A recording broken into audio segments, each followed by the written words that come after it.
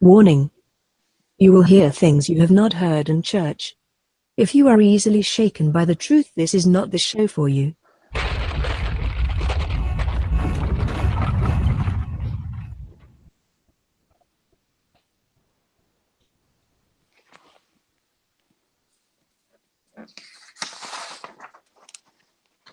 You are watching Now You See TV. Time to wake up. And good evening, everyone. Welcome to Now You See TV. I'm your host, Jake Grant, and tonight we have an excellent show for you. We're going to be talking about the Wars of the Giants with Gary Wayne, the author of the Genesis 6 Conspiracy, and it's going to be a great, interesting show for you guys tonight. Welcome to the show, Gary. Well, so happy to be back, and thanks for inviting me. And yeah, really looking forward to the show tonight. I think we've got a very interesting subject lined up. Yeah, absolutely. And before we get into the show, I have just a couple announcements to make.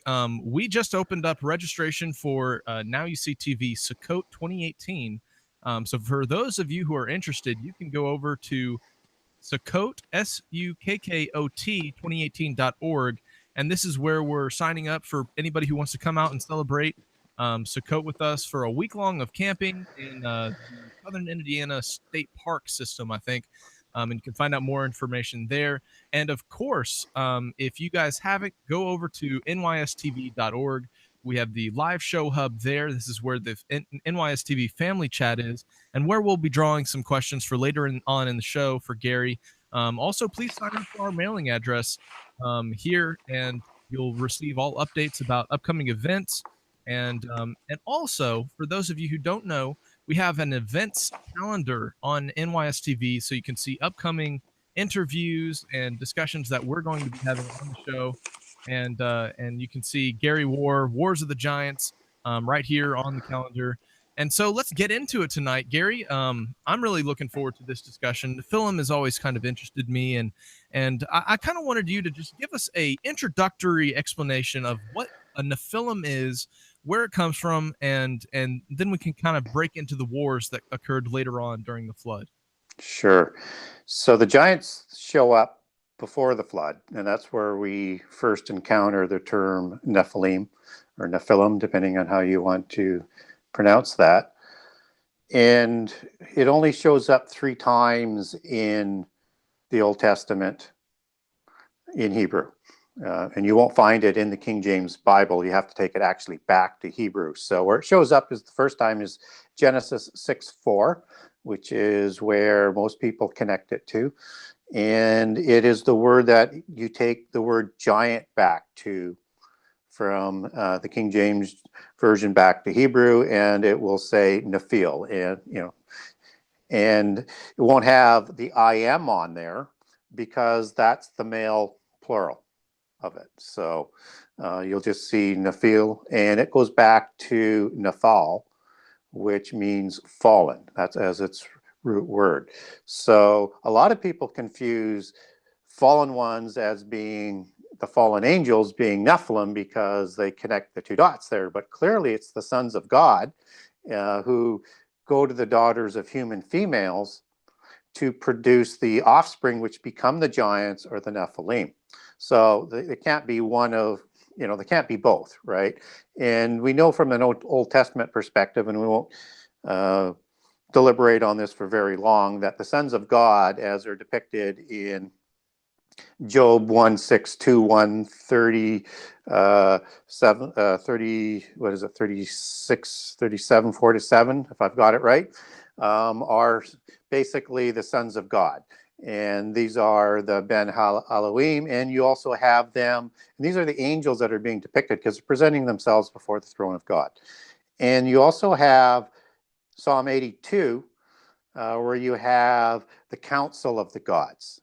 And when you have the children of the gods, or the children of the Most High, I should say, in the Psalms, that goes back to Ben Elohim as well. So you get the understanding very quickly from an Old Testament perspective, and we could do a whole show just on this subject, but just to quickly give some validity to an Old Testament understanding that, and a literal understanding that angels, who are also, part of the host of heaven, and the morning stars, which is a circular argument of verses, all underlining that they're the same beings, different classes of beings, go to the human females, and they're likely the seraphim angels, which are the watchers. But at any rate, they produce this hybrid offspring of humans and angelic beings. And so the next time we see the word Nephilim, we see them in Numbers 13:33, and it's used twice for the descendants of Nak when they're talking about giants. And again, that will go back to the word Nephilim. And the Israelites describe themselves like grasshoppers or insects in comparison, and this comes from the spies who are sent into the land of milk and honey, the promised land, by Moses to scout out taking this land. And they come back and they tell these terrible stories about these fierce warriors and giants and the tall cities, and this is not going to be easy. They're afraid of actually taking this on, and that's one of the reasons they need to go into the desert for 40 years. And so all the other words that when you see giant in the Old Testament go back to the word Rapha or Rephaim, which is the common term used for these giants after the flood. And so when you see that the Anakim are descendants of Nephilim, and then you go to Deuteronomy 2:10-23, it'll say twice essentially that Anakim are also Rephaim.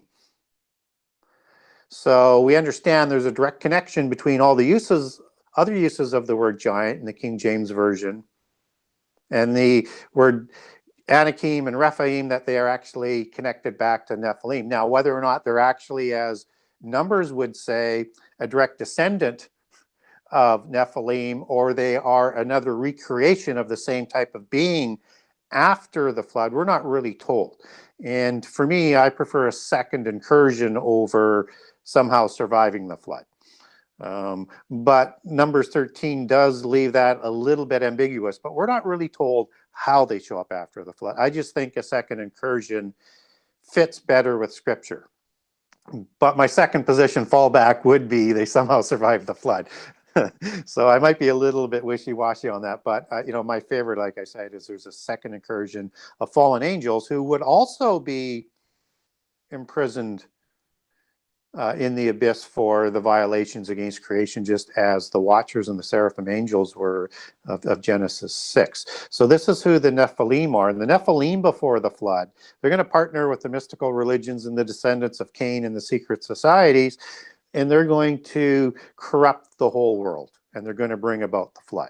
And so the flood, and in fact, this Genesis 6 story is the preamble to the flood story, because there's no separation from that in chapter 6 that goes directly into the Noah story and the flood story, and the earth is corrupt. And the whole earth is corrupted, I think, which again is basically a whole nother show in terms of what all that might mean. But understand it's more than just the violence. Like the animals are corrupted, the plants are corrupted. And I think that's why God actually calls the specific animals of the species onto the ship, because it's kind, it's not all animals. Kind is species as it's used in the Bible. That represents that species to survive into the new world after the flood, and that were probably not corrupted, even though we get both clean and unclean animals. So that's, again, a bit ambiguous, but he does select the animals that are going to survive nonetheless. And that's why they come to him, because he has in mind what he wants to do. Just as humankind is going to get a second chance to fulfill their commission as an Adamite and to start again free of this corruption. But yet also in Genesis 6, it also says that they're both before and after the flood. So we know scripturally it's sound, no matter how they get there, that Nephilim should show up after the flood. And so we get all of these names of Nephilim after the flood. I mentioned two of them, Anakim and Rephaim, but you also have Emin and Zamzuzim and Horim and Amalekim and Avim and Hivim and Horim and on and on. And then you also have, particularly with the descendants of Canaan, through Heth and Sidon, two sons, they produce all of these other peoples as opposed to sons. So you get people like the Amorites, for example, right? You know, we know the Hittites come from Heth, but we don't get all of these other ones, what, you know, where and how they come from, just the names of peoples, which is very odd because in the genealogies, they're always named as a patriarch person as the father, but this is a very, very odd statement. So I take from that one of two things. One is that they were actually sons and it hasn't been recorded accurately, which I'm not a fan of. Or secondly, that the sons of Canaan, and particularly Sidon and Heth, intermarried with the giants to create hybrid giants like the Hittites, like the Amorites, like the Jebusites, and so many of the other peoples that also populated the land of the covenant and some surrounding areas. So we have these strange people that are showing up after the flood that are considered giants, and they are also the kings and the rulers again, and they start the royal dynasties, and many of them populate the covenant land inexplicably and unaccountably right after the flood, because we know when Abraham goes from Ur to Canaan, he's going to be meeting up with at least the Hittites, right? The descendants of Heth, because he actually buys the plot for Sarah's burial at Hebron, which is Kiriath Arba, and Arba is the father of the Anak. So that's the ancient name of Hebron from the Hittites. And so all of this is just to lay a basic understanding that giants were before the flood, they also show up after the flood, and they impacted both histories. Now, with this term Nephilim or Nephilim and the Rephaim, now, is it always translated to mean giant? Or because I know we're going to be talking about the wars of the giants tonight, but are these offspring with this altered genetics, are they always giants? Is that synonymous with the word giant? Or are there Nephilim that could be considered some other iteration of, what would be today looked at as a mythological creature? Yeah. So always they're considered as giants. So, and I'll link where they're not in a second, which isn't specifically Nephilim or Rephaim or Anakim or any of these ones. So when you have you also have the word Rephaim used in the Old Testament after the flood as well. And that's going to go back to the Hebrew word Rapha, just as giant does, except for those three applications that I mentioned earlier where they'll go back to Nephilim. These are always giants. But where people get a little bit perhaps confused or add grayness unfairly into it, or where they shouldn't be gray on it, is that they're also known as the mighty ones or the mighty men and the men of renown. And of course, the men of renown are men of fame, and that's the word Shem. Coincidentally, it's got nothing to do with the son of Noah. It's just a name, right? But that's the word Shem that goes back to the men of fame. But the other word, the mighty ones, goes back to the word Gibor or Giborim, for again the male plural of that. And that's where people get confused, because people always think Giborim might be Nephilim or Rephaim, but that's not always the case. It's used 158 times in the Old Testament, but not always to describe a giant. So you've got, like in Ruth 2:1, a description of an individual who's called, mighty, and that word goes back to Giborim. You've got a case in the Psalms where you've got the mighty ones of God, which are Giborim, and certainly angels aren't Giborim.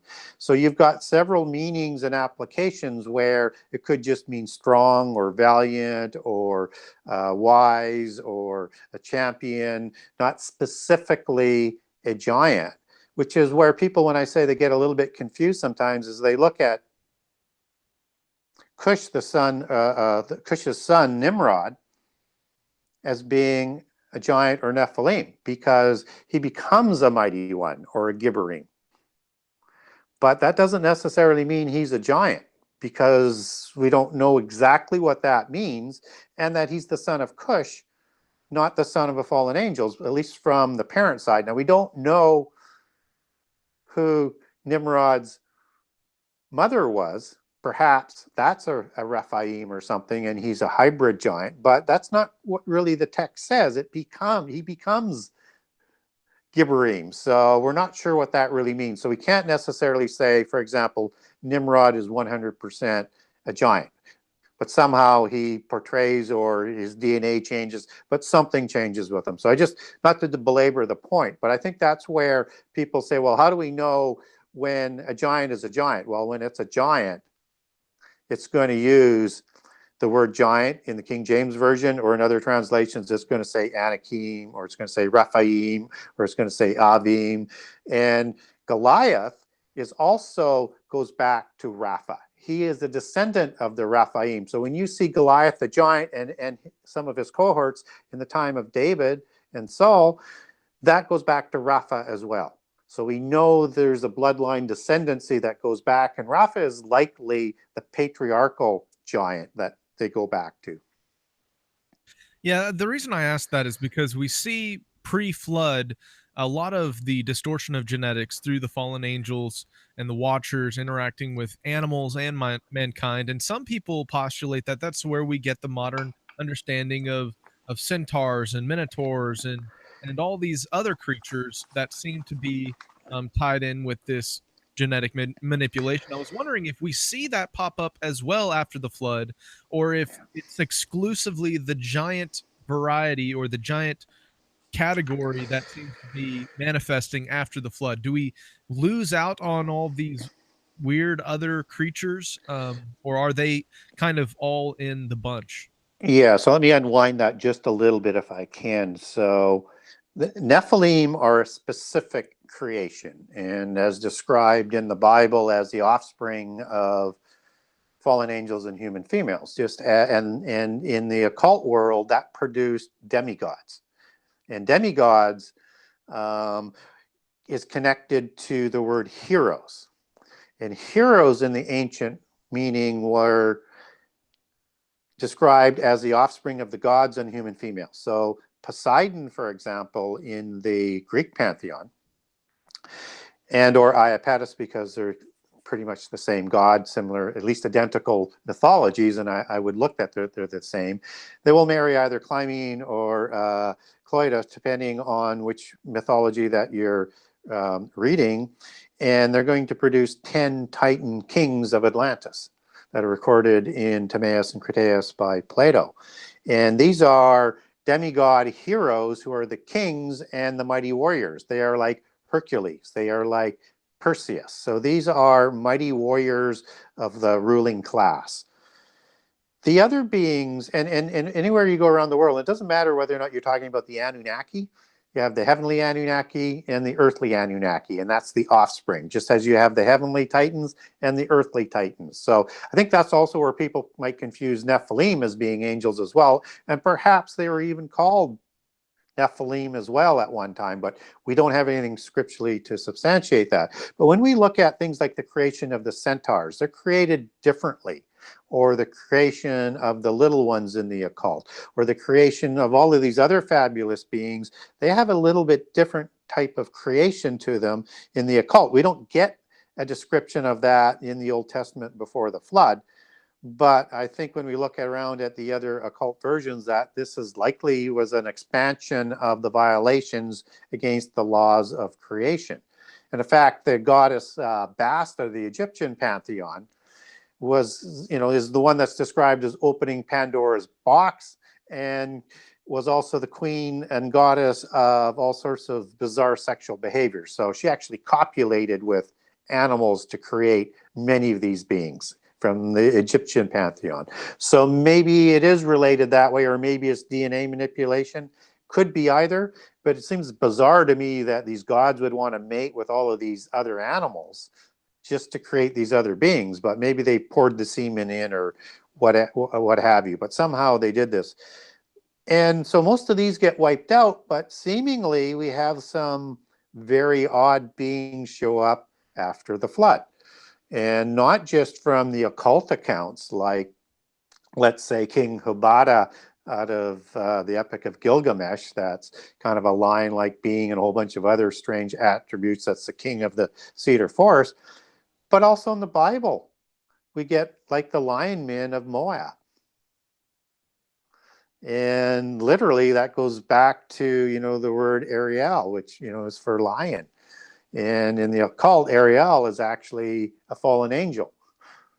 We don't get that name specifically in the Bible. So one wonders whether in the second impassion violation or somehow perhaps a survival, but I think again, more violations against creation. This happens after the flood, but on a much more limited basis. And I think those criminals are quickly shuffled off to the abyss. And you mentioned the patriarch giant, Rapha. Could Yep. you expound a little bit more about him before we kind of go down the line and talk about some of the wars that happened between his offspring? Yeah, we don't get anything in the Bible about Rapha as being, you know, doing any deeds or anything. Whereas we do with Arba as being, you know, father of, you know, Ahiman, Sheshai, and Talmai in Kiriath Arba. But again, we get very stingy information about Rapha or Arba, and that's all we get about Arba as being the father of the Anak or the Anakim.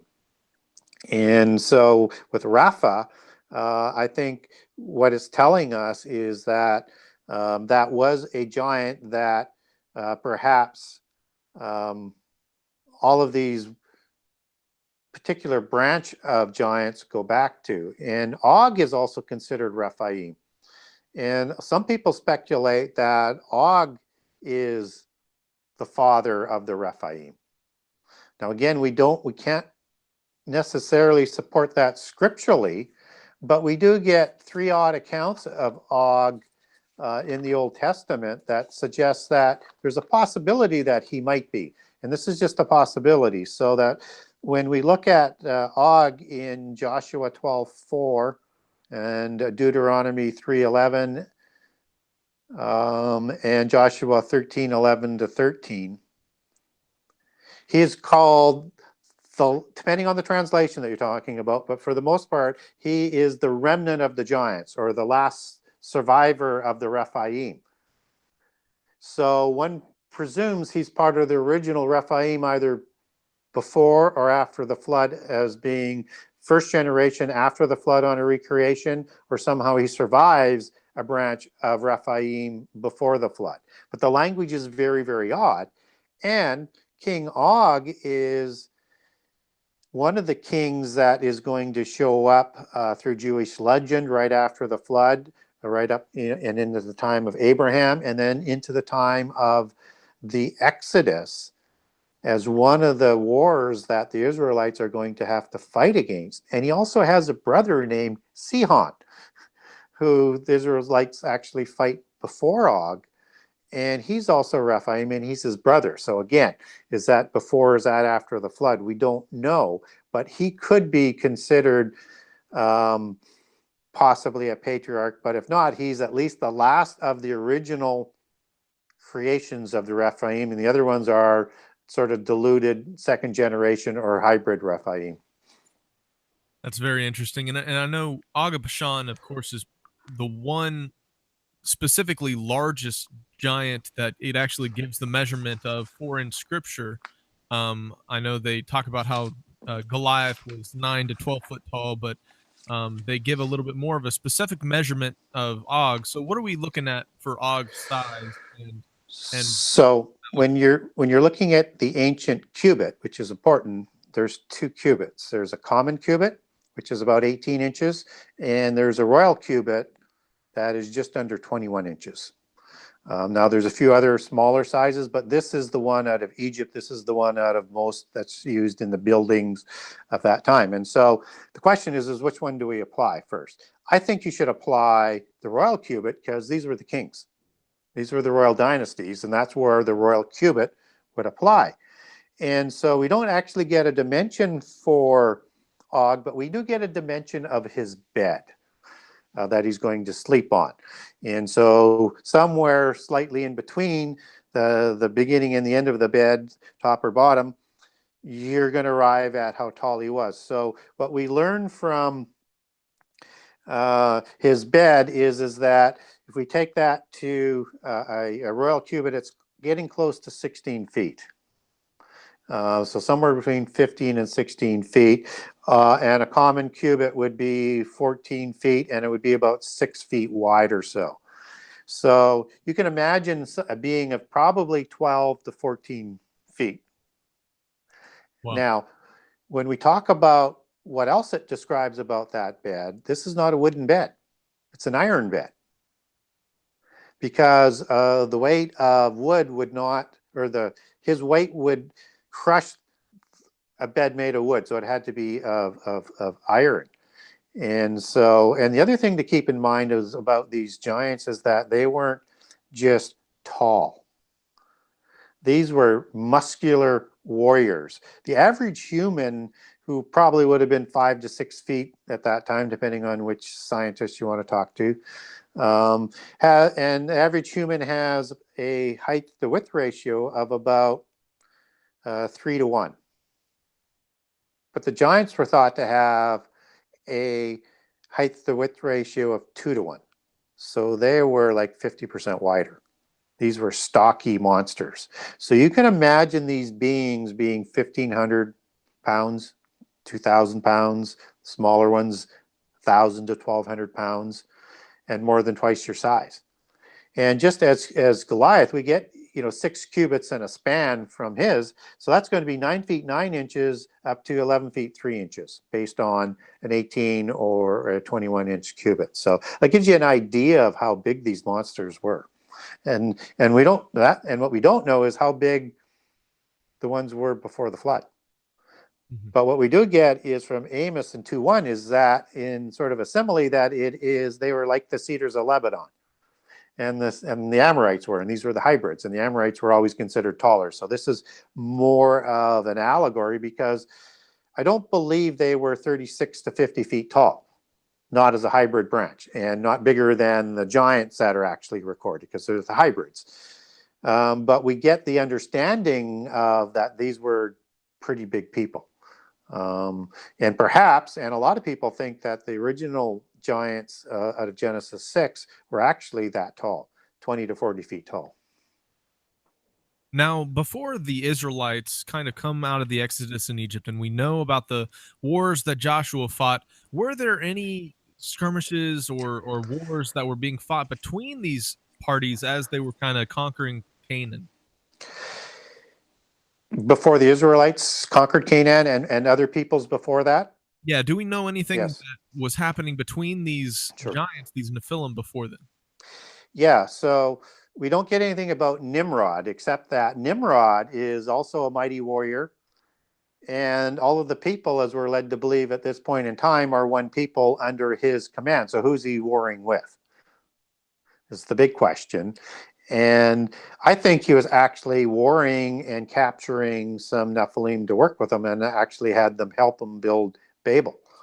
But we don't get anything biblically. That's an open-ended question, but I mean, if you're going to be a mighty warrior, you need enemies.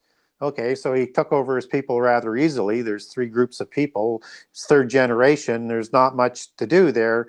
So I think he earns his reputation as a mighty warrior, fighting the Nephilim and also after Babel as well. So we get an indication there. Secular history from the accounts would suggest that they're there right from the beginning of the flood, like Upnapishtim as being, or Ziusudra, which is the same individual, depending on which Mesopotamian myth of the Epic of Gilgamesh you're translating from. He was 2/3 God and 1/3 human, and he was king of Uruk before the flood. Right, and so he starts that descendancy afterwards. And that eventually goes down to Gilgamesh. So I think they're there before the flood, and I think a lot of the early wars are there, but we don't get any of that scripturally. Where we do see them first show up with wars is we go to the war of 4 kings against 5. Now that comes about in Genesis 14 after Abraham has moved to Canaan. And Lot has moved into the city of Sodom, so just before the destruction of Sodom and Gomorrah. And so you have this Mesopotamian alliance of kings that is upset that a lot of the kingdoms of the Sodom and Gomorrah region, who were vassal kingdoms at that time, are no longer paying the tribute. And so this starts a war.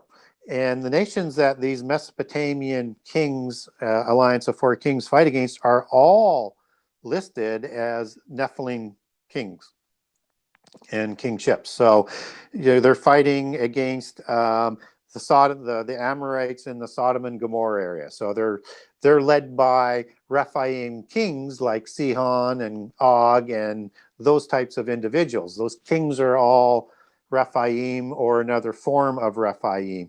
You have them fighting the Emim, you have them fighting the Horim, you have them fighting the Amalekim. Every nation that is listed in Genesis 14 that they're fighting against are either hybrid Nephilim or purebred Nephilim. And you get the Amalekim in there. And Amalek doesn't show up till later as being the offspring of Eliphaz and Timnah, right? So I think he adopts the Amalek name as the patriarch for the Amalekim, or is named that after the patriarch of the Amalekim. So these are all giant nations. And this is like the greatest battle since before the flood. And we have no idea how big some of these battles might have been before the flood. But this literally settled in that early period the whole geopolitical network, because they went right through the Middle East and right down almost to Egypt in that war, and just took out all of these giant kings and made them vassals again. Do you have any thoughts as to where the location of these battles may have taken place? Do you think, I know there's some thoughts that it might be, around the Dead Sea area, but is there any chance that these battle zones could have been found archaeologically?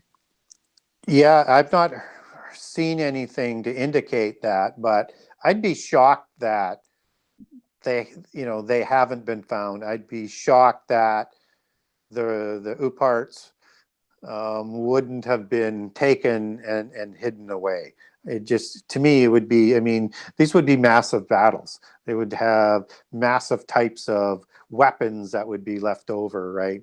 And arrowheads and spearheads and bones and stuff like. So I think they have been found, but we're not going to know about it until, they're ready to tell us about it.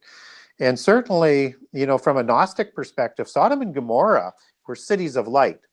They were cities of knowledge. There are cities where some of their versions of giants first were planted after the flood. So again, you get that Sodom narrative that's going on with these Nephilim, and you have the sexual sins going on in Sodom and Gomorrah. That also seems to apply, and that the people of Sodom wanted to have sex with these men that they somehow recognized as angels, who would either have some sort of changeling ability or they wanted to have homosexual sin. You pick your poison on that one, but they literally wanted to have sex with them.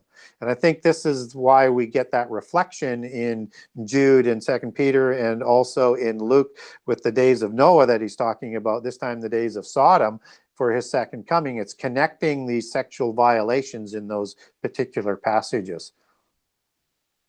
Very interesting. And post those wars, they did have the strong presence there in Canaan, but do we see them in any other parts of Scripture named off, like in Egypt or far in Babylon, or do they kind of congregate in Canaan? Well, no, you get a cross-pollination and a setting up of major dynasties. The Egyptian dynasty, although that initially gets settled by the descendants of Ham and Mizraim, Nimrod, who will intermarry into these other Nephilim dynasties, will, by other records, usurp the Egyptian kingship as well, with his grandson or son or great grandson, depending on which recollection that you're taking over. But you have this flood of giants that are coming down seemingly from the northwest Turkey area of Scythia after the flood and taking over. And they're going to be setting up some of these dynasties like the Mitanni dynasty, who come from also from the Aryans in secular history, or the Kassite dynasty. And they're going to intermarry with all of these people all the way through to Egypt, spreading these bloodlines. And that's how they take over the kingships, is as they invade it. The original kingships after the flood, they're started by humans, but then they're all taken over by Nephilim and or hybrid Nephilim. And so you get all of these hybrid nations being created, like the Hittites and the Hivites and the Horites and a whole bunch of other different names that, particularly that come out of the Canaan branches. All right. So I know in the Genesis 6 conspiracy, you specifically talk about the wars of the giants that we see recorded in scripture between Joshua and the Israelites and these NEPHILIM, Rephaim. So let's break into that a little bit. Let's talk about what Joshua and the Israelites had to face off of when it came to these giants. Yeah, and we talked about the spies that went into Canaan and came back and were very, very fearful. And then you have the bull incident and the calf incident. And then you have them going into the desert for 40 years because they need to have their faith forged. They need to have a military discipline forged so that they're ready to go to war with these monsters. Because it's not just the giants, it's the hybrid nations that they create, which are larger than the average Israelite. So all of them are larger. And so while they're weak and weary in the desert, they actually get their first battle 40 years before they're going to actually move into the land of the covenant. And that's with the Amalekites, or the Malachim.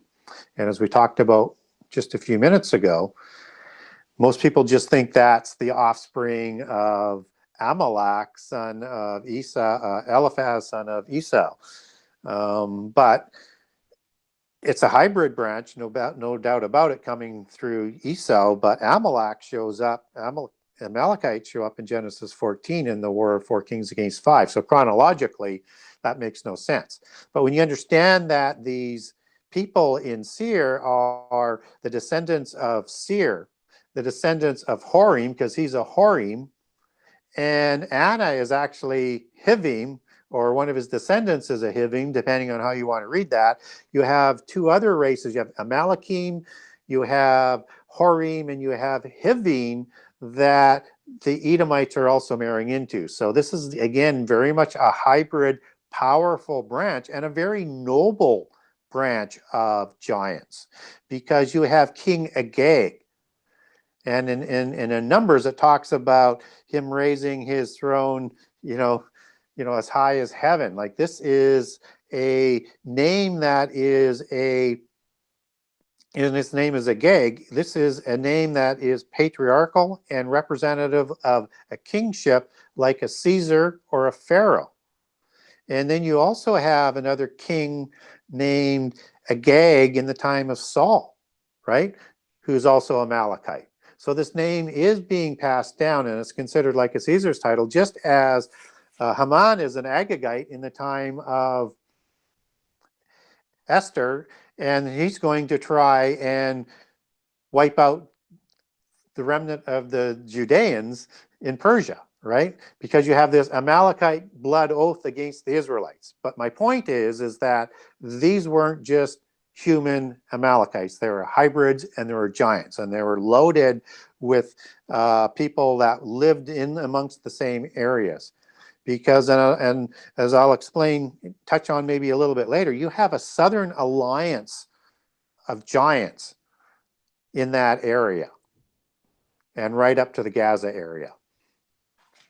And so that's the first battle. And the only reason why they win it, because they're not ready for this, is a little bit of help from God, which I'm sure he's helping all the way through. But in this case, we get this story of Moses raising his hands. And as long as he can hold his hands up like this, they're winning. But when he gets tired and they drop, then the Israelites start to lose. And so his aides are propping up his hands. And by the end of the day, the Israelites prevail. So there's no way they would survive this with overwhelming odds and against giants. And then after 40 years of discipline, now they're going to move sort of like this and around and not go through Gaza and the Philistines and the area of Kiryat Arba and the areas they were exploring before, because of the city-states that were there and the powerful military forces. So not that these other ones that they're going to take on are going to be any easier, but for some reason they decide to go up to, they go east and then north. And I'll explain why, because they're going to get to a place of strategy that's all important in terms of how they're going to try and take the land of the covenant. So as they march north, they're going to march right into Sihon. And Sihon marches out with his Amorite army of hybrids. And again, he is Rephaim, a king of Rephaim. And Israel fights them at Jahaz, or Yahav, depending on how you want to pronounce that. And Israel defeats his army and annexes all of the cities of Sihon, including Heshbon. And that's all recorded, in Deuteronomy and the book of Numbers.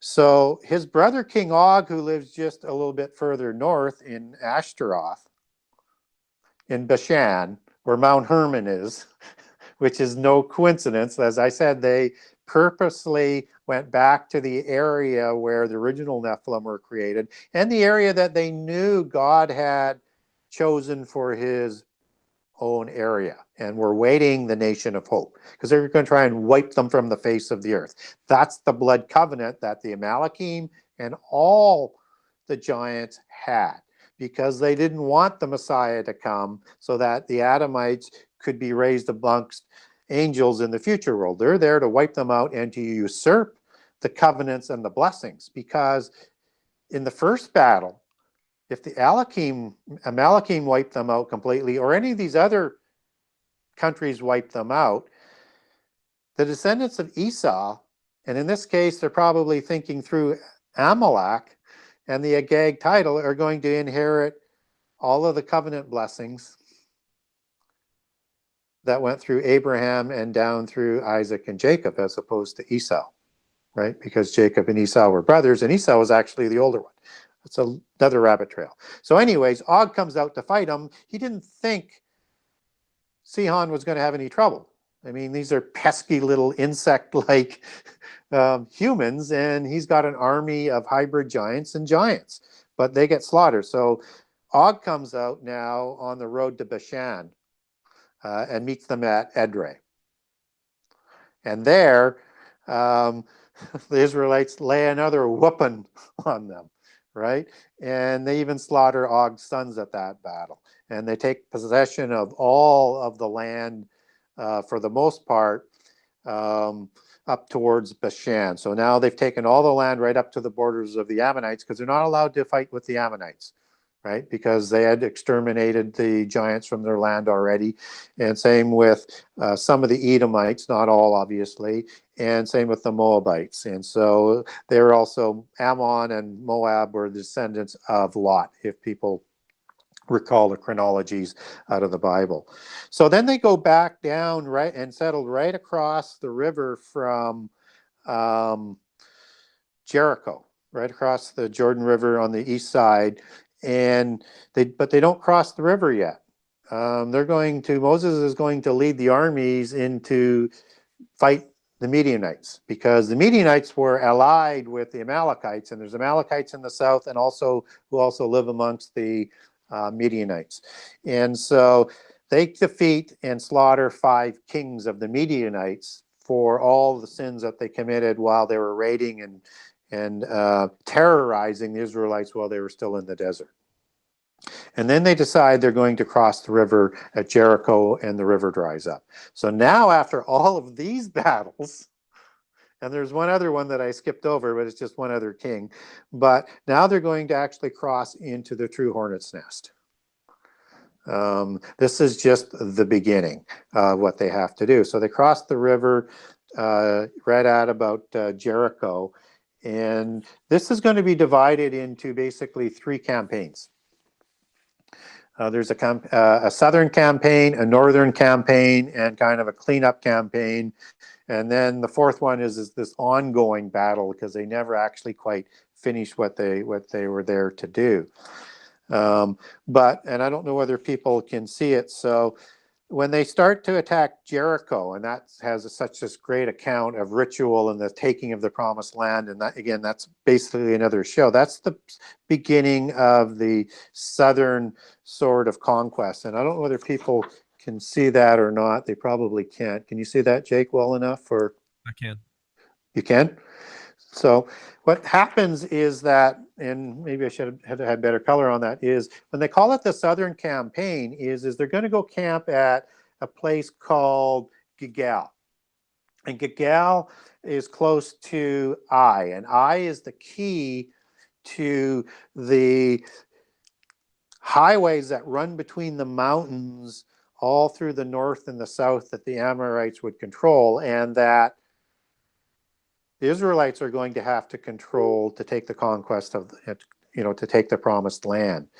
And so Ai is the second city that they're going to take. And they destroy it in the same manner like Jericho. And then they go further east, not into Gaza, because they're north of Gaza, and not to the Mediterranean. And they start to swing south at about a place called Giz, and down into Ekron, into that area. And they are going to take city after city after city going through the south. And then they're going to do is they're going across like this from Jericho to Ai, and then they're going down like this, and then they're going to go back up to Gilgal again, and they're going to skip over and not take Jerusalem, where the Jebusites are, or Kiriath Arba, which is Hebron, where they're heavily infested with these giants. But they're going to swing north now into the northern campaign, and they are going to fight a large organization of armies all at once. So there's a king in the north that hears about the disaster that has happened to these powerful city-states. And, so you have city-states, like in Canaan, like you have Byblos, and you have Tyre and Jerusalem and Sidon. They were like these city-states with fortress walls, like they would have had in Greece, like a Sparta, right? And so, even the Gibeonites have 4 city-states, right, in around the area of Jericho. And that's why they meet the Gibeonites first off, and they get tricked into letting them become the temple slaves. But in the north, it's a little bit more spread out. And so there's a northern king named Jabin of Hazor, and he organizes several kings to unite into this massive army. So he sends word to King Jobab of Shimron and Asaph, and the kings, and these are multiple, the kings of Arabah in the western foothills. And you have the Canaanites in the west that he sends messages to, and the Hittites, and the Perizzites, and the Jebusites in the hill country, and the Hivites, because the Hivites also are in an area in around the Syrian regions as well, of Mizpah. And they form this great alliance of armies, of an army. I can't even imagine of how many, with that many all gathered. And Joshua rushes up to meet them at the waters of Merom and absolutely slaughters them. These giant hybrid armies and giants. It's one of the greatest, not one of the greatest, it is the greatest battle ever fought in the post-Diluvian epoch. The numbers were just overwhelming, and they just laid a whooping on those hybrids like you wouldn't believe. And then afterwards, they're going to go back down to Kiriath Arba and start cleaning out some of those giants down there as well. And that's where Caleb is awarded that area. And Caleb is a Kenizzite, as people will recall, and part of the original spies. And so after that, you also have this ongoing war up north with Ephraim, because that area is still being pushed back in around the Bashan area with the Perizzites and a few other ones. And at that point in time, they stopped sort of trying to expand. And all they're doing now, until the time that Joshua dies at 110, is basically just holding on and being corrupted a little bit more and more until the time that Joshua dies. But literally, Joshua defeated 31 Nephilim kings. And that's recorded in Joshua 12:9-4. And it is the most amazing battle to try and rid these giants who laid in wait to corrupt, to do abominations in God's holy land, and to prevent the nation of hope of succeeding. That was their whole purpose. And so when you look at the context of what they're trying to do, and if the Israelites had actually fulfilled their covenant commitments that they had previously made before going into the covenant land that was made with Moses beforehand and re-established a few times, just as they re-established it with Joshua again, then you would have had all of these problems, because it was the remnant of these giants that were corrupting the Israelites that caused them to fail over time with false gods and false ways. And the problem with that is that God's will is going to be performed one way or another. It could have been done through the blessings of the covenant. Could have been maybe shorter, a lot less painful for humankind. But because they failed in their covenant obligations, that eventually to a level that God could not forgive and continue to support them, first with the northern empire and then with the southern kingdom with Judah. So Israel, Judah, you have to understand them as distinct units, especially in prophecy. They're going to be dispersed, right? They're going to be punished. And so the Messiah and the time of the Gentiles and how this fulfills right through the end time is all of the result of the curses of the covenant. That doesn't mean that Israel is obsolete, because lost Israel is going to be called again. Judah is going to mourn the one they pierced. There will be a second Exodus. It will be part of the time of Jesus when he comes. So this is not finished yet. It's just a more painful way of going on. So when people look at the wars of these Nephilim in the covenant land, it's a great part of history that isn't taught properly in churches, and the meaning isn't there. It's really kind of sad to think about these topics not being talked about, especially when they're a biblical history account, and so fascinating at that. When you talk about this wars, they must have been massive on scale, and we even have fights between David and his mighty men against Nephilim later on down the road. So, well, and all through the time of the judges, right? Because when you look at, and sorry to interrupt on that, but if you look at what Joshua says, I mean, they didn't even take on the Avim and some of the Hivim that were in the Gaza region. So you had like the five city state of Gaza, Ashdod, Ashkelon, Gath, and Ekron that survived, that all had Avim rulers over, that is going to produce Goliath out of Gath as being a Gittite into the time of Saul and David. And the judges, whether it's Samson, whoever, they're continually fighting these people that are supported by giants that weren't taken care of. And again, the Amalekites that David and Saul are going to try and take care of, these are still infested with giants as well: Horim, Amalekim, Hivim. And the Gibeonites were part of the Hivim branch, and they're called through the descendants of Anna, both Horim and Hivim, but I think they're a distinct branch of the Horim.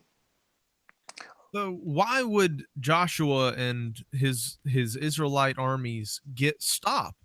Do you think those particular locations were just inconvenient for them to attack, or they were just massive big giants? Or I mean, if they were able to face down Og and five, giant armies coming all against them of all the gathered kings, why did they stop their conquest? They grew tired of war. This was perpetual war, and it was ongoing. And by the time Joshua dies, there isn't a will to go on and continue the fight. They do, as you read in the first few verses of Judges, there's a couple wars that are being dealt with, but a generation is growing up and they're saying, we're not doing this anymore. And so they stop with continuing what God had commanded. And of course, that just leads to ultimate destruction of the northern and southern kingdom down the road. But I think it was just perpetual war, and being humans, even though they're winning, you're still losing people, right? You're not getting out unscathed. And this constant war, I think, just wore them down. So, what would you think the percentage of completion was when it came to ridding the Holy Land of these Nephilim and Rephaim tribes that were living there in Canaan? How successful were the Israelites? I think they were very successful in the areas that they controlled over time.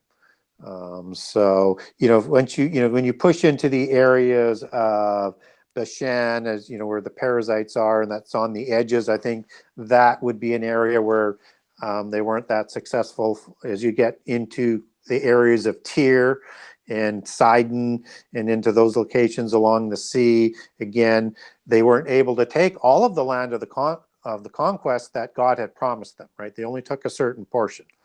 And certainly in Gaza and in Edom and in Seir, they didn't take those areas as well. But in the area where they lived, except for, I think, the Gibeonites, who are Hivim, and they're identified as Hivim, or Hivites, depending on which translation you're using.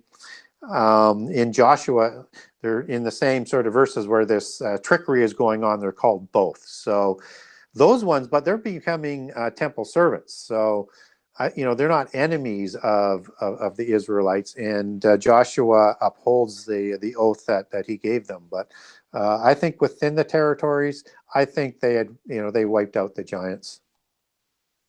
So, what are some other examples past the time of the Joshua conquest into the Judges and into David and the reign of the kings that we hear about giants, and what were their impact in biblical history? So every war that you're hearing about in terms of the Judges, except for a war that would be with the Moabites or the Ammonites, are going to be against Nephilim-led civilizations and peoples. Now, it doesn't mean that the bloodlines of the kings of Moab and Ammon may have not have had Nephilim bloodlines, because they probably did to a certain degree, because they have a unique way of intermarrying and taking over the kingships over time again. But it's all the other nations that they're warring against, and typically you're hearing heavily with Hittites, you're having heavily with the Philistines, right? And so the Philistines are part of this southern alliance, and it's mostly the Philistines and the Amalekim that are the ones that David is going to fight when he becomes king, to finish the job of what the original Israelites did not do, and that's part of the kingship covenants. And so when we have the Philistines, they're part of the Avim, they're part of the Hivim, the Horim, and the Edomite alliance, and of city-states. And it's a very powerful alliance that the Judges are going up against. But when they nominate Saul as king, now the Israelites agree to basically total war to take care of these nations. If you give us this king, we'll fight and do anything that you want. And so Saul starts off, and he actually defeats King Agag of the Amalekites, of the Malakim, but he doesn't fulfill the instructions, right? And so he doesn't even kill King Agag because he actually likes the guy. He likes how well he looks and everything else, and he's going to let him survive. And Samuel actually comes along and kills King Agag. But again, obviously his bloodline survives because you have Haman the Agagite that shows up down the road. So what that spurs is that Samuel is now going to be told and instructed to appoint King David to be king after Saul dies. So this happens right after, even though David's not going to take over. And so David, when he does, after King Saul does die, he's going to be crowned, and it's at a very sort of appropriate place. He's going to be crowned king twice. First, he's going to be crowned king of the southern kingdom of Judah at Kiriath Arba, at Hebron, the capital city of the giants. And then the northern tribes are going to say, yes, we want David as king as well. And they come down and celebrate and have him crowned at Kiriath Arba as well. This is the true kingship that is being established on earth in the face of the most decadent, powerful place of the Nephilim after the flood, their capital city after the flood in the Promised Land. I mean, it couldn't be more stark. And so then David is going to war against the giants. And of course, he starts off early with killing Goliath, right? And in that battle at Goliath, when King Saul is still leading the Israelites and David is still a teenage boy, he picks up 5 smooth stones.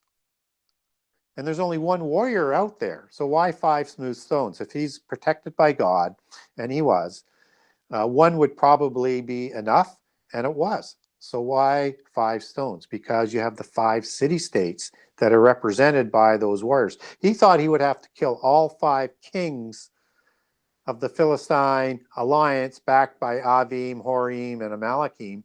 And he didn't have to. He actually, chopped off Goliath's head and chased them all the way back to Succoth, I think it was, and slaughtered them all the way there.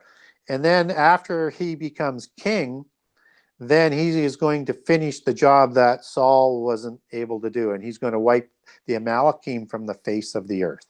And he is going to wipe out Gaza of the Avim.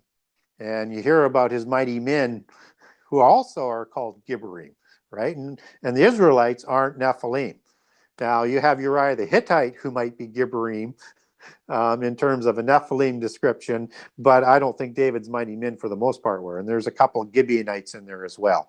So there's a few that could be descendants of giants or hybrid giants, but he's there to wipe out the giants that weren't wiped out before from the lands that they occupy. And by the sounds of it, he basically wipes out those nations still harboring those giants in the land that you were referring to. Did any survive? That was his job to finish, and I think that he did. And of course, we have, after David's reign and the many battles that he fought, we do see there are giants left that have been said to be used by Solomon in the building of the temple. So were all of these giants necessarily like always bloodthirsty killing monsters, or like with these like with Solomon, were there good giants that were trying to just live amongst the Israelites at the time? Yeah, I don't think we get scripturally where it says giants helped build the temple. We get that from some other accounts, and I don't doubt that they probably did, because the Gibeonites were temple servants, right? So why wouldn't they be helping build it? But I'm not sure, unless you know the verse, I'm not sure I know one where I can point to giants. Not in scripture, no, not Yeah, at all. but in other accounts. But when we understand who the NEPHILIM were, the Gibeonites, the Hivim, then I think you can very much make that connection as temple servants who were help building the temple. I also wanted to mention, though, in terms of Jerusalem, I had mentioned in the conquest of Joshua, they didn't take Jerusalem from the Jebusites, which were part of this Canaanite city-state alliance. That doesn't happen until the time of David. So again, he is finishing this mopping up. And I think it happens then because the rest of the giants are basically gone. This is going to be setting up an age of peace because the giants are wiped out from the area. So Solomon can be kind of like the priest king. They can build the temple in Jerusalem now. And I think that's another sort of part of the story that people don't quite connect. So, Jerusalem, what is its significant, and who were the people living there before it was conquered by the Israelites? Well, it was the Canaanites, and specifically the sect known as the Jebusites, and thought to be, again, hybrid giants. Not all of them, but, and I want to be very careful with this, because when you go back to the time of Abraham, and at the time of the battle of the giants of the War of Four Kings against five, and after Abraham uses some of his alliance partners and servants out of the Hebron area, who are probably hybrid giants, and his force to go free Lot, guess who he meets after that battle? The king of Salem. And again, I think this is not an actual Jebusite. Some people think it's Shem. I think it's an incantation of Jesus meeting with Abraham, who's going to fulfill his covenant. And I have an interesting blog on that if somebody wants a copy of that. It's too long to go into on the show because it's quite a detailed step by step, but just get a hold of me after the show. I'll send you the commentary on that. So I want to be very careful with that because of Melchizedek, who we're talking about, Melchizedek, I should say. I don't want to say he's a hybrid giant, but he's also the king of Salem, right? So that's another one of the reasons why I don't think he was actually a Jebusite. Very interesting. So after these incursions of David and his mighty men cleaning up the place, where did all the giants end up going? Where did they spread to, and where else do we see them in history? Yeah, so the metallic dynasties that are talked about in prophecy. So you have, and I already said they have the kingship dynasties after the flood. They take them over, and I'll talk about other areas in a second. So when we talk about Babylon as the head of gold, and then you have Persia, right, and you have Greece, and you have Rome, and you have these metallic empires, as is Daniel 2. These are the descendants of these giants. And if you look at Daniel 2:43, as it gets to the end of the rising 10-toed empire of the Roman Empire, it has that basically it's saying is that the offspring or the descendants of these metallic dynasties are going to mix with the seed of humans in the end time to form this great end time army. So these royal bloodlines are still there. They're dispersed around the world now, but they're going to be part of the end time. So I just wanted to make everybody clear that when Babylon attacks, I mean, these are basically the descendants that God is using because they want to wipe out, and they still have this historical hatred for Israel. That's that blood oath that's going on. Just as Persia, Cyrus doesn't really, conquer Israel. He's actually going to help Israel get their temple back. But Babylon is, and Assyria are descendants of the giants. And these are the two ones that are used. And then you have the Roman Empire that are used to disperse Judah as well. And you also have the Greece Empire. So there's this continual blood oath against Israel and Judah. Now, where do they go from out of the Middle East? Well, two locations. One is directly from the Middle East and into Europe for the most part, and also out of Scythia in several migrations, because if you recall earlier in the show, I said they came down from Scythia. So they also went up the Danube River and into Germany and into Russia, and into Sweden. And then they also went west and into England and Ireland and Scotland. And so you have these Tuatha De Danann, which are the Tuatha Danu, which are the same ones that went down to be form the Mitanni and the Kassite empires and intermixed into the covenant land. So these are the same ones. So they're branching in several different directions. And then the ones that left the Middle East, they went to meet up with other giants that were there. Now, if we look at the descendants of Japheth now, and you've got a couple interesting ones that will really highlight this. You have Gog and Magog.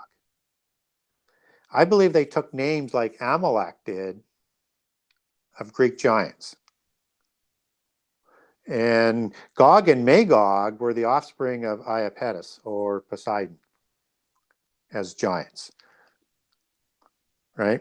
And so when we look into prophecy and we see Gog and Magog, who are going to be part of the Ezekiel 38 and 39 war in the latter time, so the end time, as opposed to again rising at the end of the 1,000-year reign to war with the descendants of Israel and those in the covenant that are grafted in.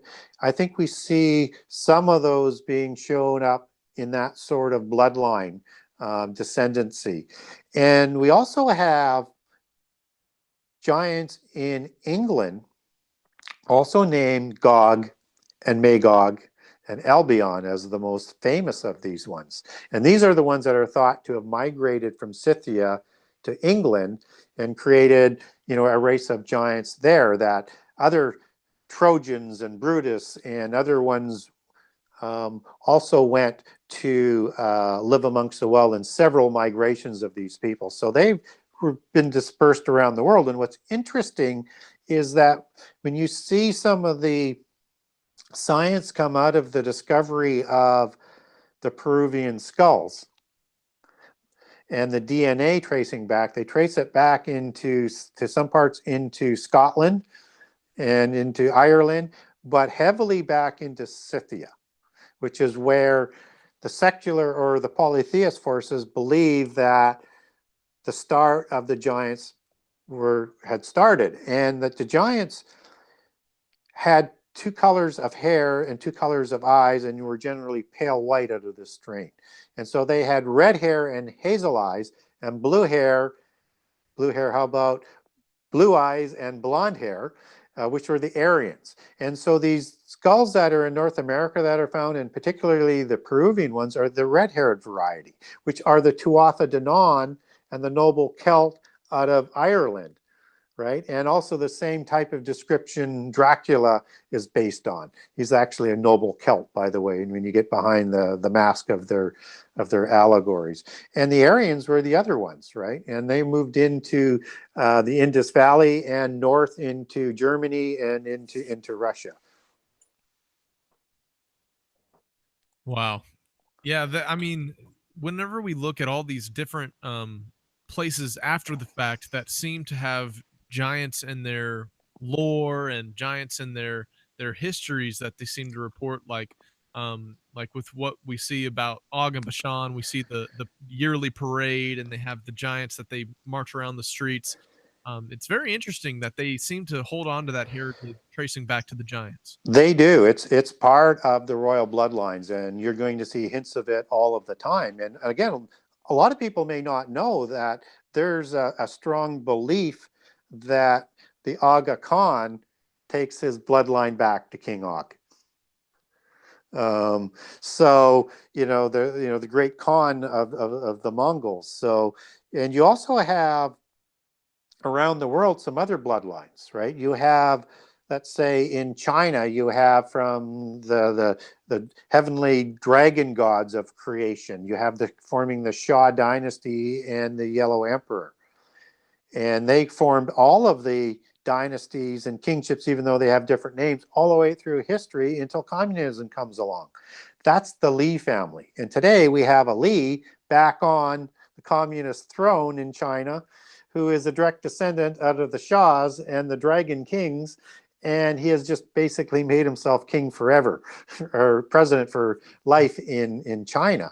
And you have the Yamamoto dynasty that also connects back, but it connects back to the Shah dynasty.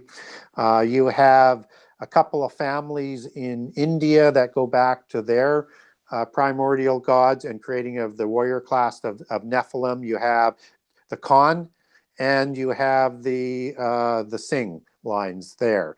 Again, they don't hold power that we visually see today for the most part, but they're rising back. You have families that in Central and South America, when the Spanish came over, everybody thinks that the nobility that was wiped out was just the local king. And within 50 years, the Spanish had reinstated, whether it's Inca or Aztec or Quiché Maya, reinstated the nobles into their previously held status. And so those bloodlines still exist today.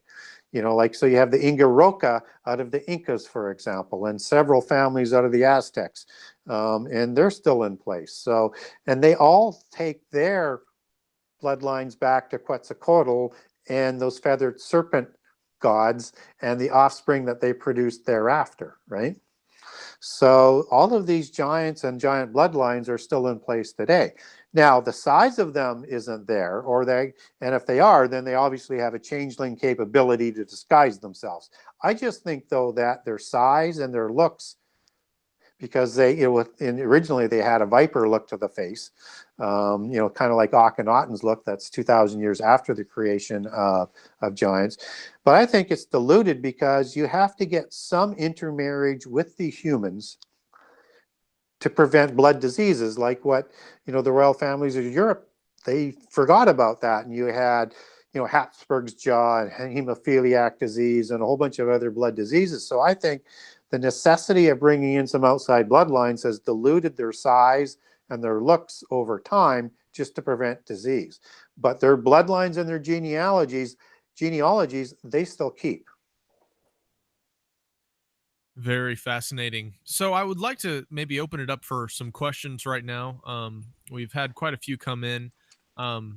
And the first one I'd like to get into, since you just finished off with talking about the bloodline, is could you speak on Rh negative blood and how it is associated? I know this is probably a show in itself, like you've said a few times tonight, but how this is associated with the Nephilim races and different tribes, and what are your thoughts there? Yeah, so Rh negative, it does seem to have a commonality amongst Western royal families. So the English Windsors have an O negative bloodline, for example. And of course, you have the negative bloodline that is associated with all of their cousins basically around Europe.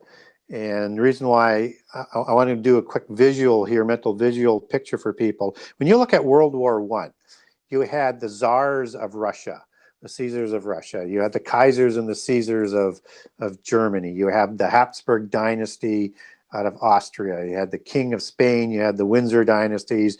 You had the Belgium dynasties. And you had World War I break out. This was a family war because they were all cousins. That's how tightly intermarried they were. And so all of these royal dynasties of Europe were negative bloodlines for the most part. There's never a 100% rule because there's some dynasties that broke out that weren't necessarily of the Nephilim bloodline. We don't have proof that they are the blood, that is the sort of the marker of the fallen angels or the Nephilim bloodline. But one can make that connection fairly easily, that where you have the royals, you have a heavy concentration of O negative or A negative or whatever. There's 4 different types of negative bloods. And we don't know where the Rh negative comes from.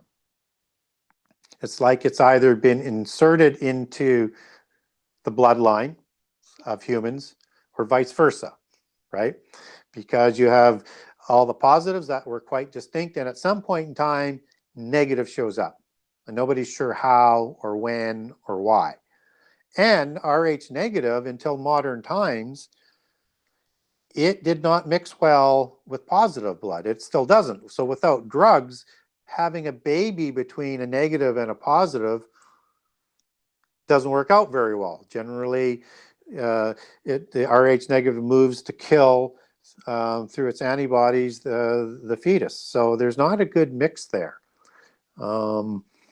So there's something about Rh negative that seems to be a bit foreign, and you've got that relationship. So I do have a handout for people if they want. Get a hold of me. I got a complete Rh negative handout explaining what Rh negative is and the attributes that come along with the people of these attributes, because they have distinct attributes in terms of higher sensory perception, higher intelligence, and other things. At least that's what the science is telling us, whether or not it's propaganda or not. But if you want to get a hold of me, I can do it, or I can spend more time on it now. But we don't know for sure whether or not it is, the Nephilim bloodline. But my gut feeling is it likely is. We just don't have that smoking gun.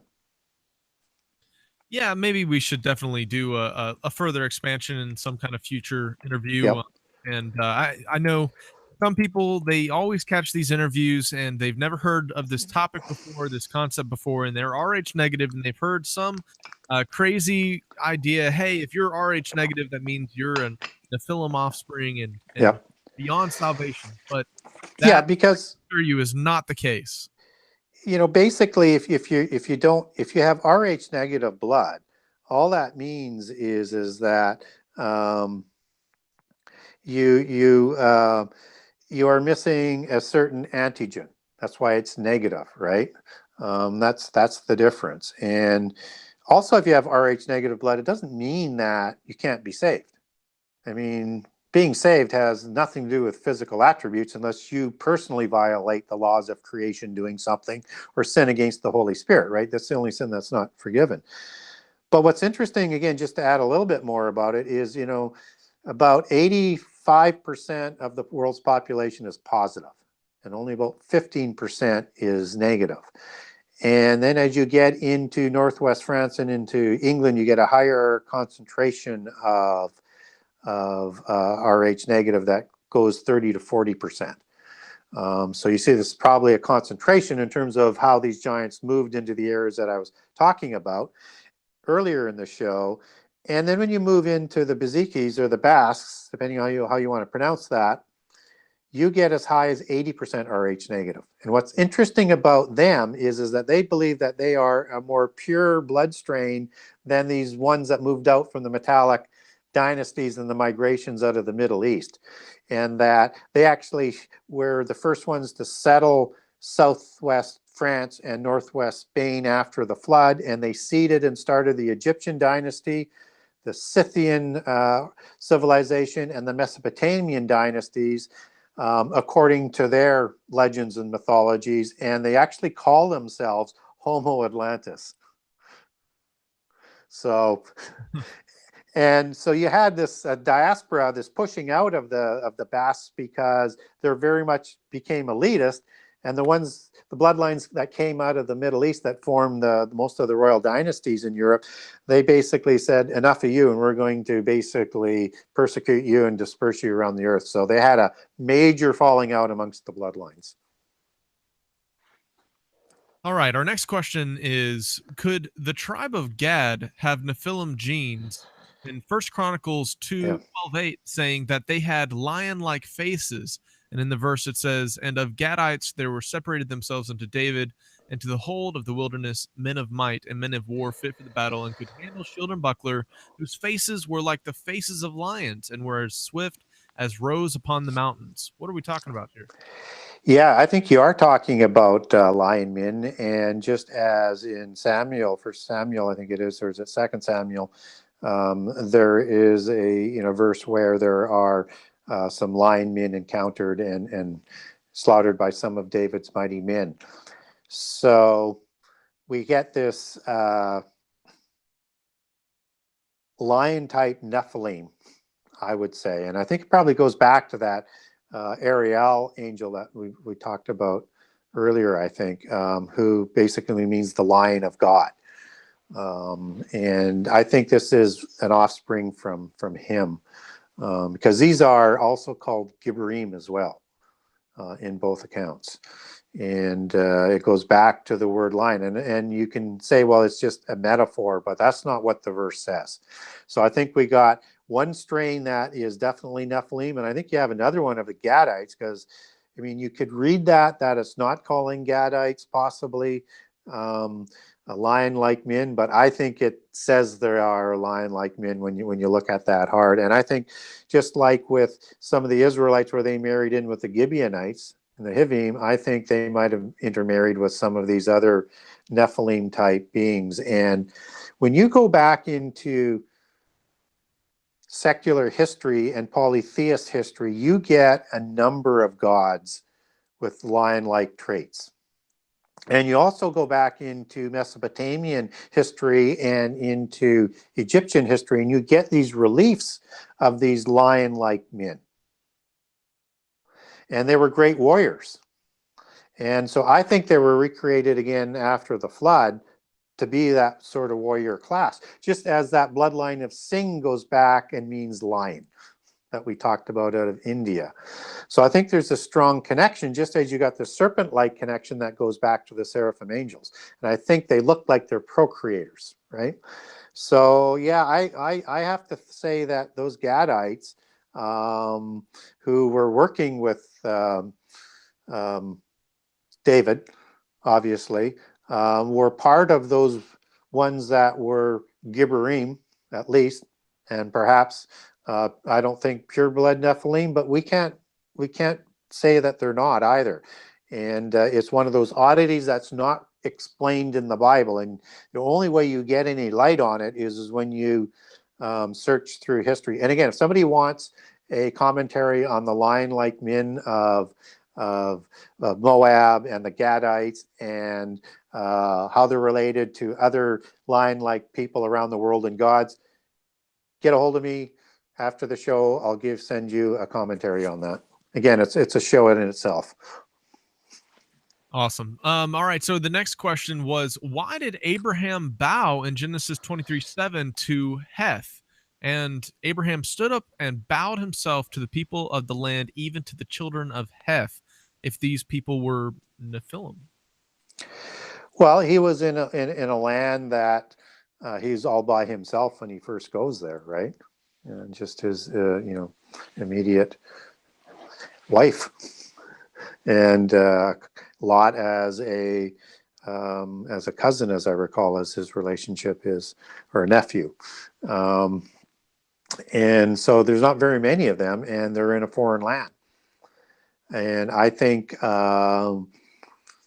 it's not that he's worshiping them when he bows, but he is showing respect for the rulers of the land that he's going to live in, and he's going to have to live in this land of giants and Canaanites and hybrid giants.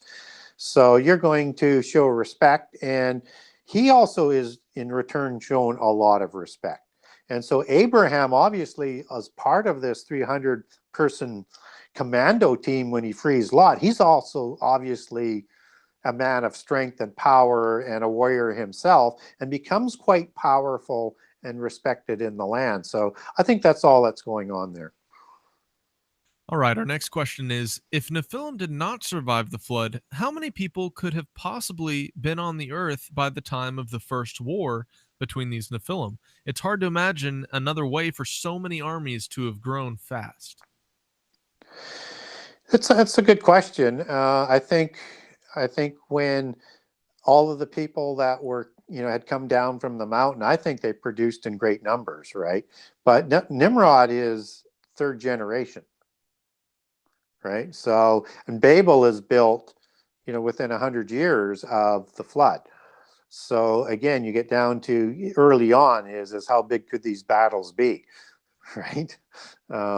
But it doesn't take long as you do those multiples and how fast that, if you're being permitted by God to breed and populate, that you could create some significant numbers. So I think by the time that you get into Abraham's time, which is, hundreds of years after the flood, I mean, you're going to have a lot of people. Mm-hmm. All right, our next question is, so when did Yah say to kill the children? Is it because they were not human during the time of the Israelite campaigns?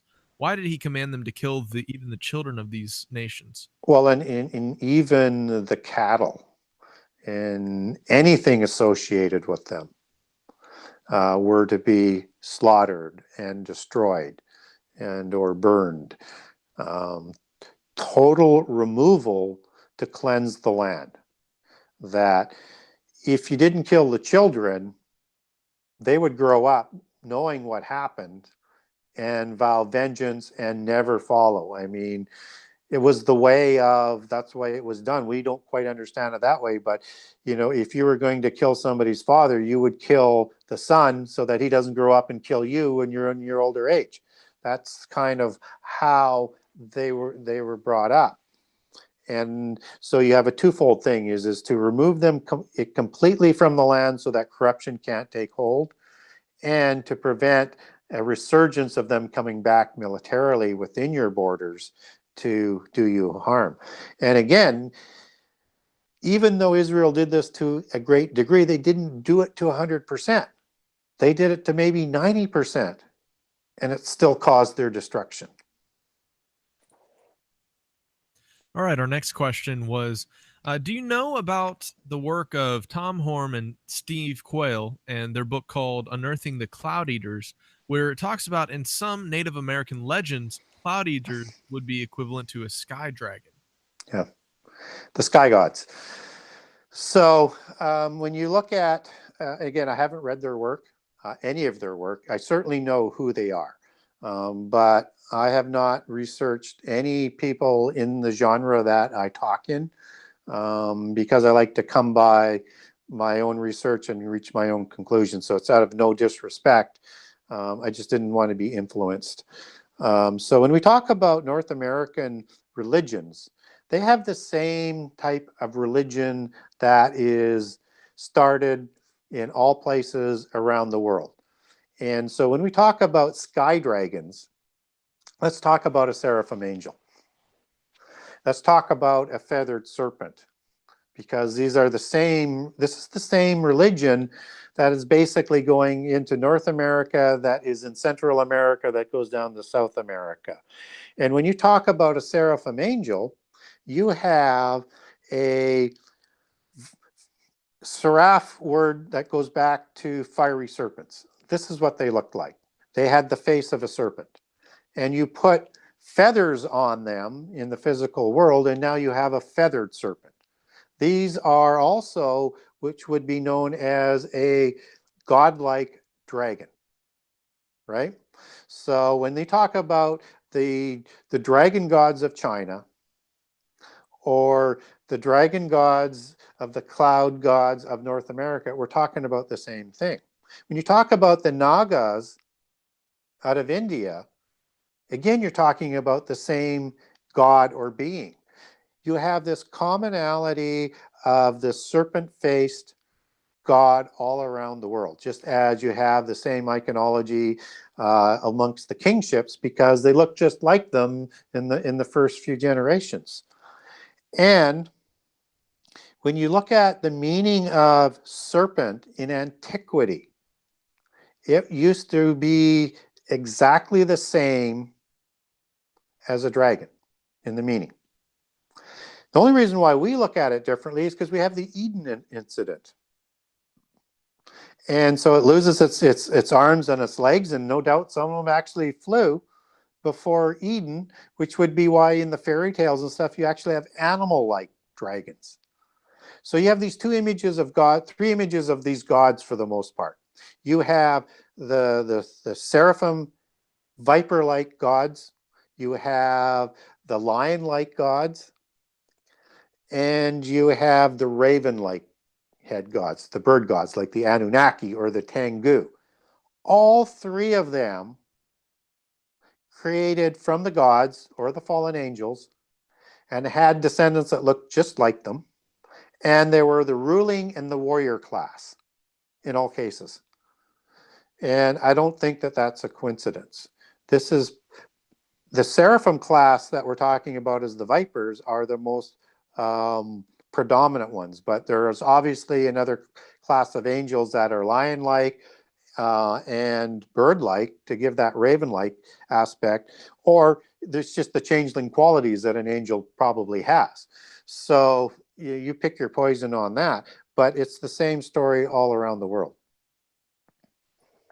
All right, our last question regarding this topic was, we've been talking about the giants that have lineages with the blonde-haired, blue-eyed, and the red-haired Caucasian nations, but do you know of any giant stories of giants that weren't white, or were black giants, or weren't these blonde-haired, blue-eyed, red-haired iterations, or were all giants like that?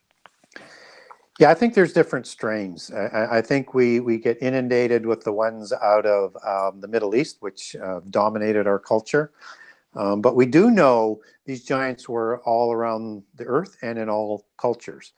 So one would presume that not all of them were white.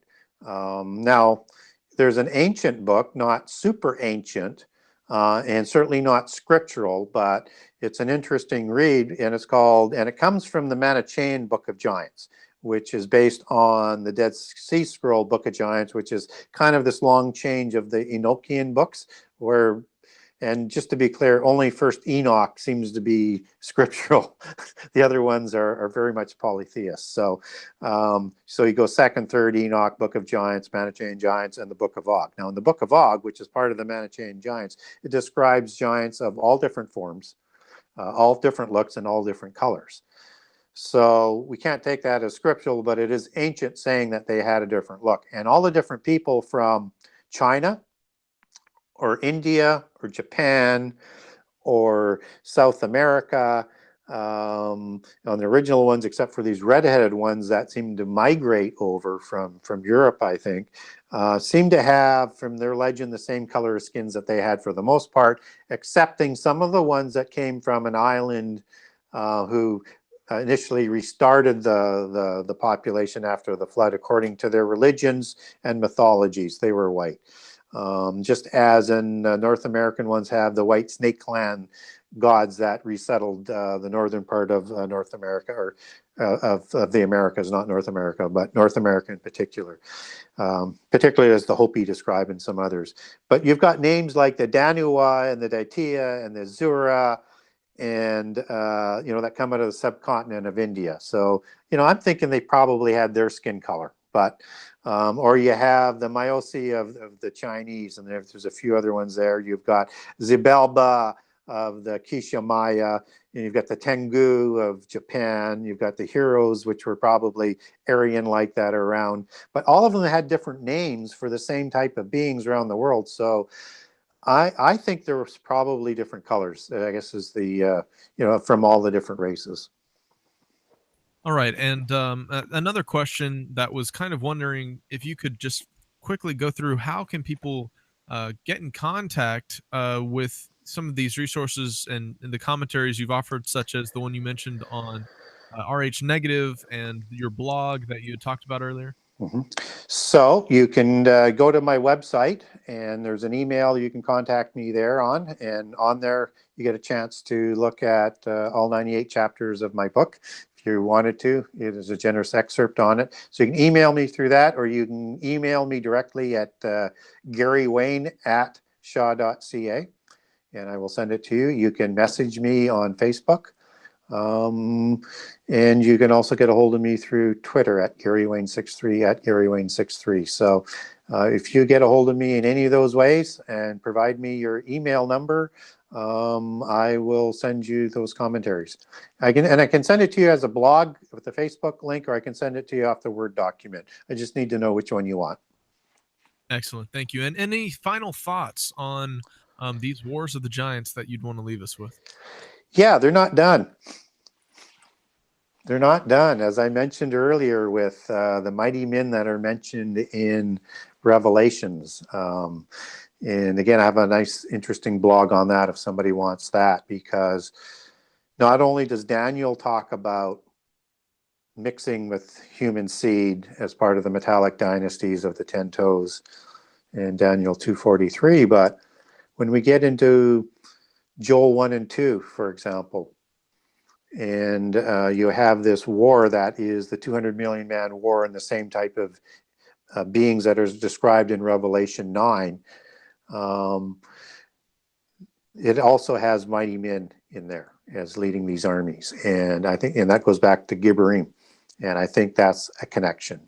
And again, not necessarily, but I think in this case, it's linking it back, because the description of these mighty men that are in the New Testament are exactly like the Gibberim of Genesis 6, except they're just not saying giants. So I think it's the descendants of these giants, or enhanced ones as we get into the end time. And then in Ezekiel 39, which is also part of Ezekiel 38 in the Gog War, you have the mighty men that's talked about in the slaughter, and that also goes back to Gibberim.